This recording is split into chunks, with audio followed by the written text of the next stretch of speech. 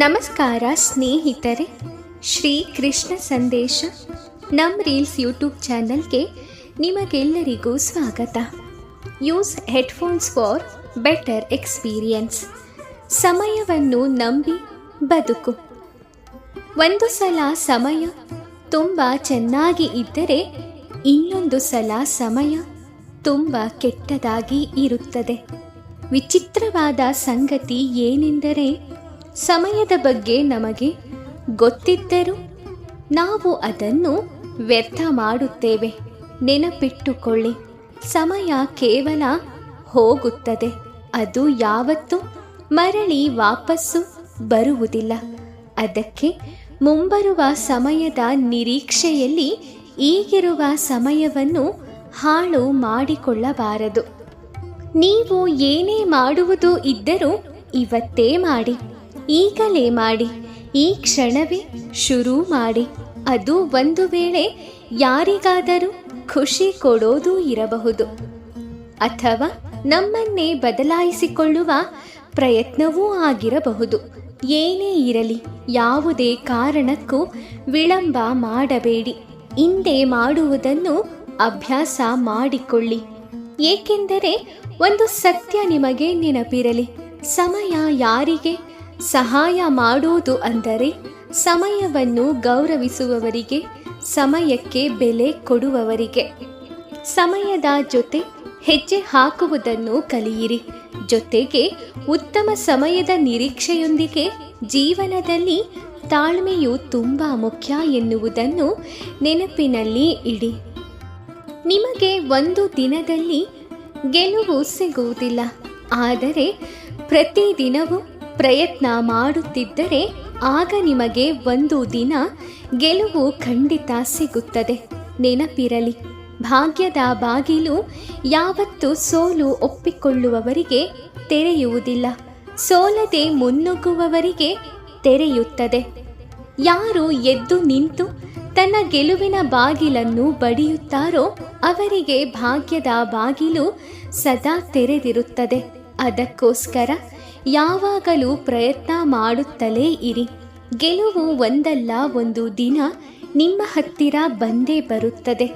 ಯಾರಿಗೇ ಆಗಲಿ ದುಡುಕಿ ಮಾತನಾಡುವುದು ಸಹಜ, ಆದರೆ ಅದರಿಂದ ಆಗುವ ನೋವು ವಾಸಿಯಾಗದ ಗಾಯದಂತಾಗುತ್ತದೆ.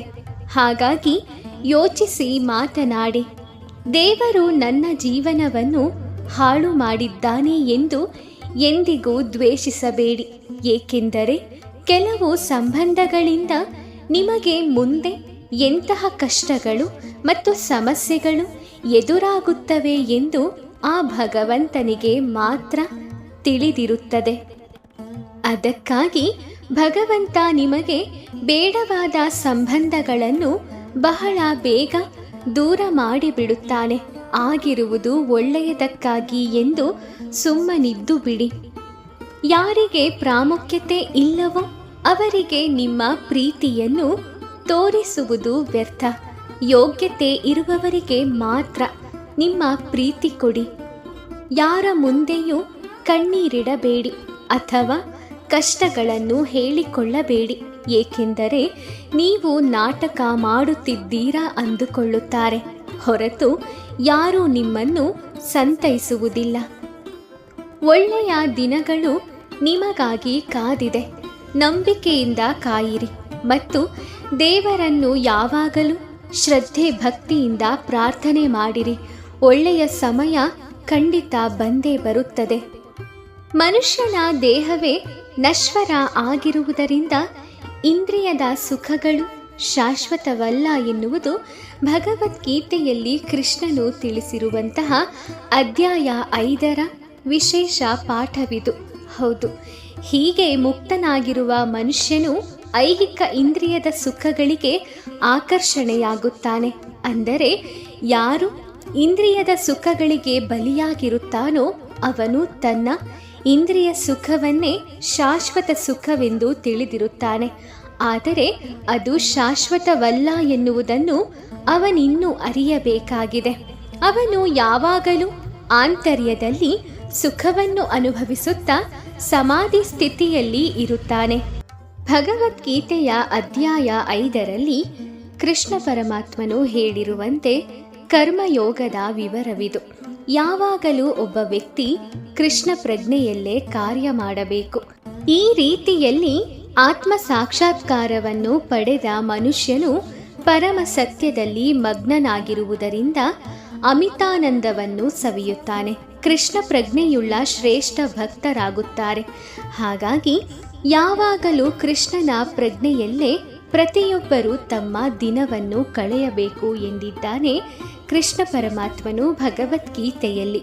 ಕೃಷ್ಣನ ದಿವ್ಯ ಪ್ರೇಮ ಸೇವೆಯಲ್ಲಿ ನಿರತನಾಗಿ ಅವನಲ್ಲಿ ಹೊಸ ಹೊಸ ಸಂತೋಷವನ್ನು ಅನುಭವಿಸುತ್ತಿರುವಾಗಿನಿಂದ ಕಾಮಸುಖವನ್ನು ಯೋಜಿಸಿದಾಗಲೆಲ್ಲ ಜಿಗುಪ್ಸೆ ಪಡುತ್ತೇವೆ ಮತ್ತು ನಮ್ಮ ಮುಖದಲ್ಲಿ ಅಸಹ್ಯದ ಭಾವ ಉಂಟಾಗುತ್ತದೆ. ಬ್ರಹ್ಮಯೋಗದಲ್ಲಿ ಅಥವಾ ಕೃಷ್ಣ ಪ್ರಜ್ಞೆಯಲ್ಲಿ ಇರುವ ಮನುಷ್ಯನು ಭಗವಂತನ ಪ್ರೇಮಪೂರ್ವಕ ಸೇವೆಯಲ್ಲಿ ಎಷ್ಟು ಮೈ ಮರೆತಿರುತ್ತಾನೆ ಎಂದರೆ ಆತನಿಗೆ ಐಹಿಕ ಇಂದ್ರಿಯ ಸುಖದಲ್ಲಿ ಆಸಕ್ತಿಯೇ ಹೋಗಿಬಿಡುತ್ತದೆ. ಜಡ ವಸ್ತುವಿಗೆ ಸಂಬಂಧಿಸಿದಂತೆ ಅತ್ಯುನ್ನತ ಸುಖವೆಂದರೆ ಕಾಮಸುಖವಾಗಿದೆ.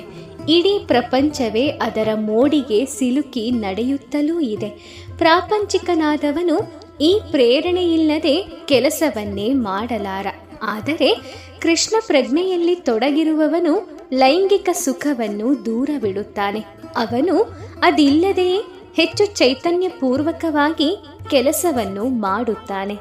ಇದನ್ನೇ ನೋಡಿ ಆತ್ಮ ಸಾಕ್ಷಾತ್ಕಾರಕ್ಕೆ ಇರುವ ಪರೀಕ್ಷೆ ಎಂದು ಹೇಳುವುದು. ಆಧ್ಯಾತ್ಮಿಕ ಸಾಕ್ಷಾತ್ಕಾರಕ್ಕೂ ರತಿ ಸುಖಕ್ಕೂ ಹೊಂದಾಣಿಕೆ ಆಗುವುದಿಲ್ಲ. ಕೃಷ್ಣ ಪ್ರಜ್ಞೆಯಲ್ಲಿರುವ ಮನುಷ್ಯನು ಮುಕ್ತಾತ್ಮನಾಗಿರುವುದರಿಂದ ಅವನಿಗೆ ಯಾವುದೇ ಇಂದ್ರಿಯ ಸುಖದ ಆಕರ್ಷಣೆಯೂ ಇರುವುದಿಲ್ಲ. ವಿಷಯೇಂದ್ರಿಗಳ ಸಂಪರ್ಕವು ದುಃಖವನ್ನು ಉಂಟು ಮಾಡುವುದರಿಂದ ವಿವೇಕಿಯಾದವನು ಅದರಲ್ಲಿ ತೊಡಗುವುದಿಲ್ಲ. ಕುಂತಿ ಪುತ್ರನಾದ ಅರ್ಜುನನೇ, ಇಂತಹ ಸುಖಗಳಿಗೆ ಆದಿಯೂ ಅಂತ್ಯವೂ ಉಂಟು. ಆದುದರಿಂದ ವಿವೇಕಿಯಾದವನು ಅವುಗಳಲ್ಲಿ ಸಂತೋಷ ಪಡುವುದಿಲ್ಲ. ಐಹಿಕ ಇಂದ್ರಿಯ ಸುಖಗಳು ಐಹಿಕ ಇಂದ್ರಿಯಗಳ ಸಂಪರ್ಕದಿಂದ ಉಂಟಾಗುತ್ತವೆ.